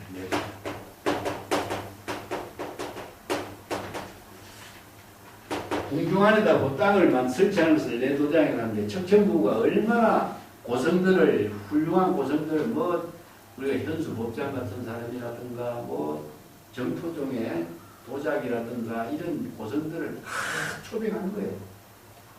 그에 유명한 사람이 누구냐? 신수선사하고 그 해양국사 초빙을 초청해서 이제 법당에 건물하고 종련하고 가지로 만든 여건 가마를 타고 신수선사를 모시고 가면은 척천무가 그 뒤에 쫓쭉 따라간다는 이런 기록이 있어요. 예. 이게 얼마나 척천무가 신수선사를 좋아했느냐면은 신수선사라고 하는 우리가 선사라고 하는 칭호를 신수선사가 최초로 받습니다. 이게 황제에게 직접 받는 거죠. 그래서 선사라고 하는 칭호가 중국 역사에서 처음 생긴 거예요. 근데 이제 해양국사하고 이제 신수선사가 100살 넘은 노인네들 둘이를 신녀들 보는 앞에서 목욕을 이렇게 하도록 하니까 신녀들이 지켜보는 가운데 목욕한다는 것은 얼마나 참 대단한 일이겠습니까? 근데 이 두 노인네가 학이 두 마리 놀고 있는 모습처럼 그래서 이제 입수견장이라는 말씀입니다. 물속에 들어있는 성자를 보게 됐다. 이렇게 이런 말 척천무가 해요. 그래서 두 분을 지극하게 잘 존경했다. 그래서 국사로 모셨다. 이런 이제 기록이 있고, 그럼 북종선이 척천무가 신수를 장안에 초청하면서 중국의 선불교가 산중불교가 제도불교가 된 거죠. 그래서 중국의 선불교의 역사가 신수선사 때문에 선의 역사가 새로운 역사로 바뀐 거예요. 대단한 인물이죠. 그래서 신수의 제자 보직이라든가 이런 사람들이 장안으로 모이면서 장안이 선 중심 도량입니다. 그 뒤를 이어서 화택심의 선사가 낙양 화택사 같은 데서 이제 선법을 펼치고 육조 해능이 또 해능으로 등장하고 그래서 중국의 선불교가 주류를 그때 한국사는 자신의 의지를 묻지 않고 왜 다른 사람의 의지를 질문하는가. 그래서 마조에도 어떤 스님이 조사가서 저게 어떠시 무엇입니까 하니까 그때 자신의 의지는 어떠한가 이렇게 이제 반문하는 이런 문제가 등장하고 있습니다. 선에서는 남의 문제가 아니라 자기 자신의 문제가 근본 핵심이죠. 지금 여기 자기 본분사의 일을 중생심의 생사윤회의 망념을 초월해서 이치의 지혜로 상부고리 하와중생의 보살도를 실행하는 일, 이것이 바로 자기 본분사의 일이다. 근데 달마대사나 뭐 조사의 의지나 이게 지금 뭐가 중요하냐? 죽은 조사를 갖고 끄집어내서 자꾸 문제 삼을 게 뭐냐? 이런 뜻이죠. 조사나 달마 의지를 참고한다고 해서 해결될 일은 무엇이냐? 대상 경계를 분별하는 어느 문자에 속박되고 있을 뿐이지 뭐가 도움이 된다고 그러느냐 이런 의미예요. 사실은 그것은 이제 그 본칙에서 오늘 국건진단은 이 말을 어떻게 했나 방거사가 그 마조의 도량을 선불장이라고 했거든. 선불장이라고 그래. 이 방거사라는 사람은 원래 단합천년선사하고 과거시험을 보러 가다가 마조의 선불장을 찾아가서 출가하고 단합천년선사하고 방거사는 벌써 불법을 공부한 사람인데 원래 과거의 수제들이죠. 그래서 마조의 제자 영묵선사라는 분이 있어요. 오설 영묵선사인데 이분도 과거 보러 가다가 마조의 선불장이 있다고 소문 듣고 가서 마조의 제자가 된 천재가 있어요. 그게 마조 문화에는 선불장이라는 이름이 그 당시에 하게 알려진 거예요. 그러니까 마조 문화에 천하의 수제들이 다 모이게 된 거예요. 그래서 방거사가 그 질문을 어떻게 했냐. 만법과 짝이 되지 않는 자가 누굽니까? 이렇게 이야기해요. 그러니까 어떤 사람이 만법과 짝이 되지 않느냐. 만법과 짝이 된다면은 우리가 짝은 도반이잖아요. 그죠? 도반이 된다는 것은 자타, 주, 객이 생겨버려요. 대상이 만든다면 중생심이 되겠죠. 짝이 되지 않는 사람은 누구겠어요? 중생심은 초월한 본래인 되겠죠. 짝이 되느냐, 짝이 되지 않느냐, 이렇게 해서 질문을 해요. 그래서 본래 청정한 진여 본심, 본래 면목은 어떤 사람이냐, 이거 질문한 거예요. 아니, 그러니까 그 본래 면목의 경지를 어느 문자로 설하는 것도 맞지 않죠. 그러니까 그것은 직접 그대가 그 경지를 깨달아 체득하는 수밖에 없다. 그래서 그대가 서강수물을 한 입에 삼켰을 때 대답해 주지 이렇게 되거든요. 서강수물은 중국에 뭐 우리가 유명한 그 호수가 어마어마한 호수가 있는데 우리나라 땅덩어리만한 호수가 있는데 그걸 한 입에 어떻게 다 삼키겠어요? 이게 뭐냐? 자의식을 비웠을 적에 만법과 하나가 되잖아. 그 천지동분 만물일체가 됩니다. 자의식을 비우면은 만법과 불이가 되기 때문에 만법 이외의 경지가 되는 경지가 바로 일심의 지혜를 체득하는 법문이거든. 이 법문으로 설득한 거예요. 그래서 이제 방거사가 크게 깨닫고 나서 개성을 넓혀 시방의 모든 사람들이 다 마도의 문화에 모여서 무의의 도를 배운다. 무의 자연이죠. 무의 이렇게 공의 법문을 깨달아 체득해서 이것이 바로 부처를 선발하는 곳인 줄 알았네. 마음을 텅 비워서 모두 다 급제에서 돌아간다. 신공 급비 신공 이런 말씀입니다.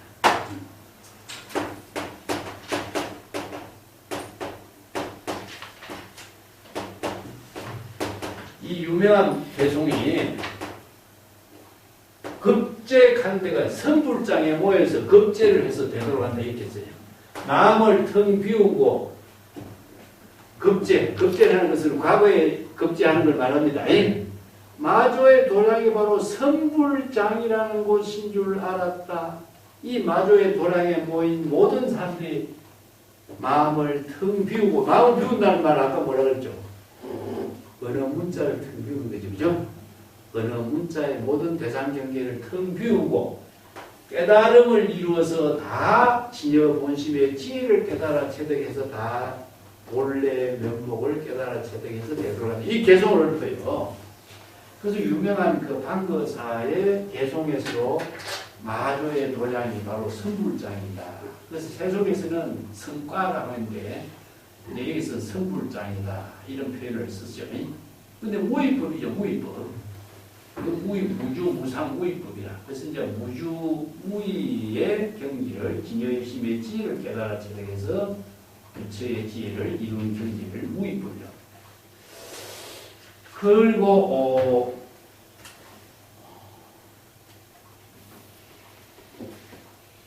460페이지가, 자, 원칙 봅시다. 마주가 오늘 피곤해서 그대에게 말할 수 없으니 지장에게 물어보라. 근데 오늘 몸은 숨겼지만 그림자는 노출되었다. 이렇게 차별을 했는데 마주 대답에 사구백비를 초월한 경지가 닮아가서 쪽에서 오신 의미를 제시하고 있고 안목 없는 그 수행성은 깨닫지 못하고 또 마음 밖에서 대상 경계에서 불법을 구하려고 지장 스님에게 찾아가 질문을 했죠. 그죠? 이게 지장 스님은 누가 마주 화장님께 질문하지 않고 나한테 왔느냐. 그래서 마주 문화의 수제자 서당 지장. 이 지장은 이제 몸을 바꾼 입장이야. 그래서 이제 몸을 살짝 피했다. 피했다는 것은 뭐냐? 대상 경계를 벗어났다. 이런 표현이에요. 아까 그 일체 종신절에 이 일심을 바꾸는 거예요. 바꾸는 것이 전신이라고 해요. 중생심을 본심으로 바꾸는 거예요. 이게 일체 유심조가 그게 우리 일체 유심조 하는 말이 그냥 어떻게 일체 유심조에서 마음을 바꾸는 게 일체 유심조가 되는 거예요. 어떻게 바꾸겠어? 초발심으로 바꾸는 건데 이것은 바로 마음을 비우는 거예요. 그 신공이란 말에 그걸 같이 이해해야 돼요. 이게 마음의 번뇌망경을 없애려고 없어지는 것은 아니에요. 마음을 비운다는 것은 마음을 바꿀 때 비워지는 거예요. 그래서 유심의 실천으로 반야의 지혜를 이루는 거예요. 근데 우리가 반야바라미를 이루는 구체적인 실천법이 유심의 실천에 있어 이루어지고 있다는 사실을 정확하게 알지 못하면은 반야바라밀이나 초발심이나 일체유심교나 전부 다 따로 지식으로만 알게 돼요. 연결해서 알지 못하면은 실천에 안목을 갖추지 못하면은 실천할 수가 없습니다. 자, 그때 스님께 질문하라고 해서 질문했는데 오늘 지장은 내가 머리가 아파서 근데 그 대답하지 못하니까 백장 해 사형한테 묻게 자기가 또 몸을 바꿨죠. 그죠? 지장은 머리가 아프다고 해에 묻도록 하고 그래서 그 수행성은 백장 해에게 가서 질문하니까 나는 그 일을 전혀 알지 못한다. 불해 이런 말 써요. 불해 이런 한마디가 뭐냐 사고백비를 모두 초월한 경지 의식의 대상 경계를 초월한 경지 이런 뜻이죠. 근데 백장이 한 말이 무엇이냐 하면은 지금 여기 자기 본분사의 일이란 뜻입니다. 네. 여기 한마디가 백장이 뛰어나는 게 본문이 나와요. 저리 자기 본문사 일에 있어서 불해라. 지금 여기 자기 본문사 일을 하는데 대상 경계를 인식하고 분별하는 것이 있을 수가 없죠. 그죠? 항상 지금 여기 자기 본문사 일을 하는 입장이 되기 때문에 불해, 의식의 대상 경계로 인식하고 분별하고 착각하는 일이 있을 수가 없어. 이게 불해라. 이거 불해를 불식이라고 그래요. 이 선에서는 대상 경계를 인식하지 않는 것, 대상 경계를 의식으로 알지 못하는 것 이걸 말하기 때문에 중생심의 작용이 없다는 뜻입니다. 그렇기 때문에 지금 여기 자기 본문사 일을 하는 이에서 대상 경계로 분별하는 일이 없다. 이게 바로 무설무시로 설법하는 것입니다. 그러니까 이제 원어는 쓸데없는 말하지 않고 천고만고 깜깜하게 되었다. 이게 착을 내는데 깜깜하다는 것은 대상 경계가 없어요. 대상 경계가 없다는 것은 공의 상태를 말해요.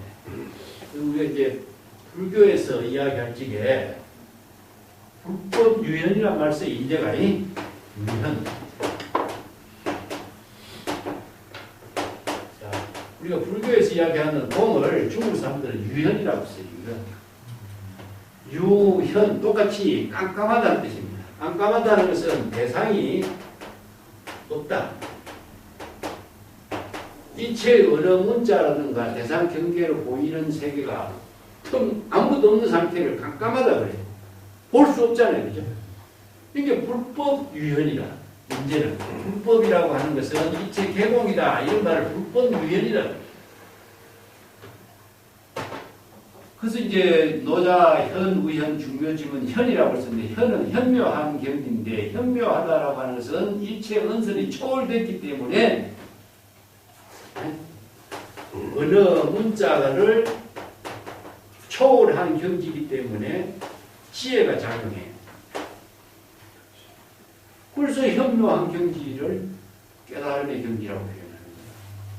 언어를 사용했지만 언어를 초월했기 때문에 현묘한 경지가 되는 거예요. 도라는 언어를 제시했지만 도라는 언어를 통해서 도를 깨달으면 도라는 언어를 시체가 없기 때문에 도라는 언어를 잊어버려요. 잊어버리기 때문에 현묘한 경지가 되는 거예요. 그래서 현, 우현, 중묘, 지문이라고 해요. 현이라는 글자는 그런 의미를 두고 있습니다. 중국 사람들은 이걸 그 불법의 현지 이런 말 쓰죠. 그죠? 불법의 현지. 불법의 현지라는 말이 뭐겠어요? 이체 개공의 경지지. 이체 언어 문자를 다 초월해서 텅 비운 경지가 불법의 현지지. 이제 이체 개공의 경지를 이룰 때 반야바람의 지혜를 이루고 깨달음의 지혜가 이루어지기 때문에 현묘한 경지가 되는 거예요. 언어를 의식의 대상 경계를 두고 있으면은 현묘할 수가 없어. 제가 지난번에 노자 그 이야기는 책에도 언급했죠. 현이라는 글자가 그런 의미를 두고 있습니다. 그래서 중국 사람들은 공이란 말 쓰지 않고 현 그 글자가 공, 불공의 논리가 그 속에 다 들어있어요. 진공 묘유의 작용이 있느냐 다 들어있는 거지. 예. 불해라고 하는 것도 의식의 대상 경계를 두지 않고 그런 자기 본분사 일을 하고 있는 경지 이런 표현이에요. 자, 다음 페이지에 자, 네 번째 입니다. 다섯 번째 줄.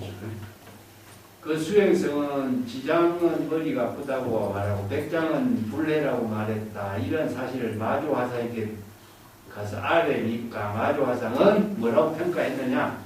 지장의 머리는 희고 백장의 머리는 검다. 이렇게 대답해요. 이게 마조화상이 이 한마디 일구 본문인데 두 제자에 대한 견해, 안목을 평가하고 있는 거죠. 그죠? 검고 희다. 이건 우열의 관계가 아닙니다. 이걸 우리 잘못 살아가면 우열로 착각하는 경우가 많은데, 검은 것은 검은 대로 절대고 흰 것은 흰 것대로 절대예요. 오리다리는 짧고 하계다리는 긴 거예요.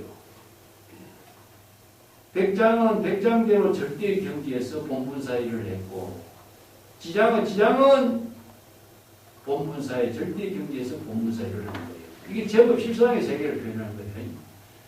이 때문에 뜰 앞에 잣나무는 뜰 앞에 잣나무대로 절대의 경지에서 본분사의 지혜로운 삶으로 살고 있는 거나, 지장은 지장대로 백장은 백장대로 진여 자체상의 묘용이라고 해요. 진여는 내부의 힘에 의존하지 않고 자체적인 모양과 형색과 특색으로서 자기 본분사의 생명활동하고 있어. 오리다리는 짧은 형태대로 본분사의 지혜로운 삶을 살고, 하계다리는 흰 색깔 긴 다리 그 자체로 자기 본분사의 지혜로운 삶을 살고 있어. 절대의 경지라. 이게 바로 이 법은 평등한 거예요. 절대 평등의 세계 속에 살고 있는 세계입니다. 그래서 이 마조의 한마디가 절대의 경지에 살고 있는 두 제자의 입장을 일구 본문으로서, 그래서 이 본문이 마조의 평가가 뛰어나다 이렇게 하는 거예요. 자, 개성을 볼까요? 장두백하고 해두허, 요거는 이제 마조의 법문을 이렇게 개성을 그대로 읊은 거예요. 자, 백장의 서당의 머리는 희고 백장해의 머리는 검다. 이것은 지장은 지장대로 절대의 경지, 백장은 백장대로 절대의 경지에서 자기 본분사의 지혜로운 삶을 살고 있는 모습이다. 자, 명한 납성 해 부득이요. 여러분 그 빗장이 내가 해설한 부분 같이 봐요. 눈 밝은 납성도 이 한마디, 정법에 안목을 부족한 사람이라도 마조가 자기 제자 지장과 백장에 대한 평가를 한 이 한마디 일부의 본문을 제대로 파악하기 어렵다. 이 말이죠. 백장의 마조의 이 본문을 안목을 갖춘 사람들도 제대로 파악하기 어려울 것이다. 그래서 이제 오늘 법권선사는 30년 행각 수행을 더 해야 마조의 이 본문을 제대로 깨달아 제대할 것이다. 이렇게 이제 한 얘기예요. 마구 답살 천하예요. 이 마구라고 하는 것은 그 마조를 평가합니다. 이 마조 선사를 마구라고 옛날 사람들이 그 중국에 바냐다라 존자가 그 예언을 한 개송이 있어요. 보린전이라는 책에 예언을 했는데, 이제 바냐다라 존자가 자기 제자 달마 대사에게 그대가 인도에서 중국으로 가는 달마 대사에게 예언을 한 그 예언, 참계라는 예언을 했는데, 그 예언 가운데 중국의 불교의 역사가 이렇게 전개될 것이라는 것을 예언을 해요. 예언이라고 하는 것은 불교에서 이제 숙이라고 하죠, 그죠? 예언은 우리가 가끔 이제 오해하는 경우가 예언대로 이루어지는 것처럼 많은 사람들이 이야기하고 있는데, 이건 참이라고 해요, 중국에서. 참계라고 하는데, 숙이.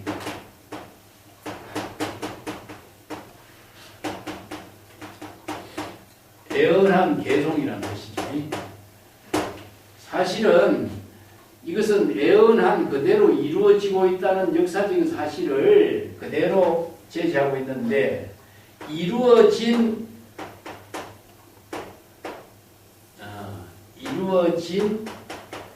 일을 시대를 거슬러 올려가지고 예언을 한 거예요. 한마디로 말한다면 우리가 뭐 종교의 모든 문헌에서 예언에 의해서 이렇게 이루어졌다 기록을 하잖아요.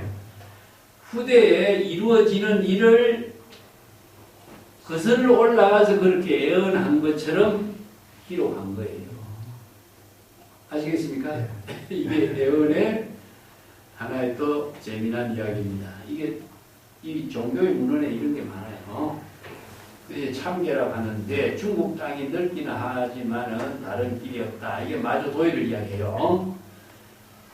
아손의 다리를 빌려서 간다. 아손의 다리라는 것은 여러 가지 달마대사부터 육조 해넘까지가 그 아냐다라 존자의 법손이거든요. 그래서 이제 자기 법손의 다리를 빌려서 출연할 사람이 누구냐? 마주라는 인물이 출연할 것이다. 그 금계가 하나의 곡식을 먹고, 금계는 남학해학선사의 그 고향을 금계라고 그래요. 남학해학선사의 한알, 그게 마주 도일이 출연해서 시방의 나한 성에게 공양할 것이다. 한주 시방이라는 데가 달마대사가 출신지 고향이에요. 그 시방연의 출신, 나한연의 출신 마주대사가 천하를 법식으로서 법공양을 할 사람이 될 것이다. 천하의 조사선의 법을 크게 펼칠 인물일 것이다. 이게 예언한 거예요.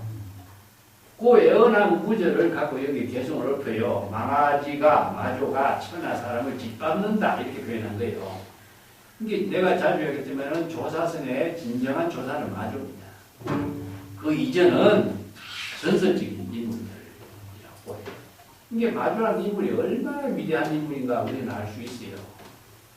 그래서 이 망아지를 마조라고 비유했는데 천하인을 밟아 죽인다 하는 말은 마조의 불법이 중국 천하를 완전히 흔들어 놓을 것이다. 그래서 강호 이런 말 쓰죠. 마조와 석두 이천이 강서와 호남의 선언을 열어서 천하의 사람들이 모두 이 두 선지식의 문화에서 수학을 했다. 그래서 강호라는 것은 중국의 천하라는 뜻입니다. 그래서 마조의 문화를 천하를 흔들어 놨다. 인재의 날강도가 아니다. 인재는 인재의 날강도가 아니다. 날강도라고 평가한 사람은 누구냐면은 설봉선사예요. 날강도라는 것이 무엇이야? 낮에 남의 집에 도둑질하는 사람을 날강도라 하잖아요. 그죠? 겁이 없는 사람이라 밤에 도둑질을 하는 것도 대단한 사람인데 흔한 낮에 도둑질하는 것은 이건 겁이 없는 사람이죠. 이게 안하무인이다 이런 표현인데 인재가 어떤 사람이냐? 바로 무의지를 펼친 사람이다. 이게 도적이라는 말은 뭐겠죠? 황벽의 불법을 완전히 훔쳐서 자기 마음대로 불법을 펼친 사람이다. 그래서 선생들을 다 도적이라고 평가해요. 이게 수행성들이 한평생 30년 수행했던 모든 불법을 한 채를 다 훔쳐버리잖아. 그리고 훔치지 못하는, 훔치는 능력이 있는 사람이 또 자기 역할을 할 수 있다. 훔칠 수 있는 능력이 없는 사람은 자기 역할을 할 수 있는 사람이 아니라는 뜻이죠. 그게 영향론이라고 이야기해요. 영향이라는 것은 위에서 내려주는 것이 아니라 밑에서 훔치는 힘에 의해서 이루어진다. 이게 주역은 무엇이냐? 밑에서 훔치는 사람이 주역이지 내려준 사람이 주역이 아니라는 거죠. 이런 의미로 임재를 이제 날강도 이렇게 비유해요. 사구를 예리고 백비를 끊고 천상 인간의 오직 나만이 아니다. 자, 이것은 이제 설두중현선사의 법문인데, 자, 여러분들 이체의 은서를 초월하고 일심의 지혜로 자기 법분사에 한몫을 부족할 수 있는 능력을 갖춘 사람, 각자 스스로 자기 스스로가 깨달아쳐야 되겠다. 맹난자지라 그죠? 정치사지 비어대의 경지다. 이건 남이 전해줄 수 있는 경지가 아니고 남이 제공해 줄 수 있는 경지가 아니다. 스스로 잘 참고해서 깨달아 체득해야 하라. 이런 법문이죠. 자, 오늘